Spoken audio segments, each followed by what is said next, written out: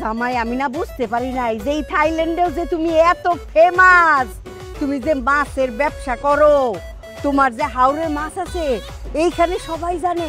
আমারে দেখে চিনা ফেলাইছে যে আমি জয়নালের শাশুড়ি, তোমার বউরে দেখে চিনা ফেলাইছে যে জয়নালের বউ। আরে কি করেনি, মাথা মাথা ঠিক আছে?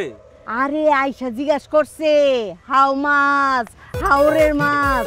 আমি কইছি হ সব ধরনের মাছ আছে, আই মাছ, বোয়াল মাছ, কাতলা মাছ, রুই মাছ খাও। বাণিজ্য কিছুটা রাখেন, বয়স হয়েছে তো। হাও মাছ মানে বুঝেন? হ আপনি বুঝেন? হ সব খালি তুমি বুঝো না। আর জিগাইছে হাও মাছ মানে হাওরের মাছ। আমি কইছি সব ধরনের মাছ আছে, বোয়াল মাছ, কাতলা মাছ, রুই মাছ, বড় সরপুঁটি মাছ সব আছে। আপনারা কইছে হাও মাছ মানে থাইল্যান্ডে এই যে রোডের মধ্যে থাইল্যান্ডের মেয়েরা দাঁড়ায় থাকে, বিদেশিরা আইসা ওই থাইল্যান্ডের মেয়েকে ভাড়া করে করে হোটেলে নিয়ে যায়। আচ্ছা জিজ্ঞেস করে তোমার দাম কত, আপনি জিজ্ঞেস করছে হাও মাছ, আরেকটু হইলে হোটেলে নিয়ে যেত আপনার ভাড়া করে। জামাই আমাকে জিজ্ঞেস করে নাই, তোমার স্ত্রীরে জিজ্ঞেস করছে। বাহ, তাহলে তো আরো ভালো হইতো।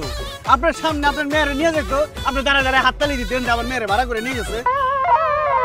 সি সি সি সি, চল তাড়াতাড়ি হোটেল রুমে যাইগা। আমরা বুঝি না। তা তুমি কি চল তো তাড়াতাড়ি যা, আর কারো লোক কথা কই না। জামাই আমি কইলাম মাছের দামটা কই নাই।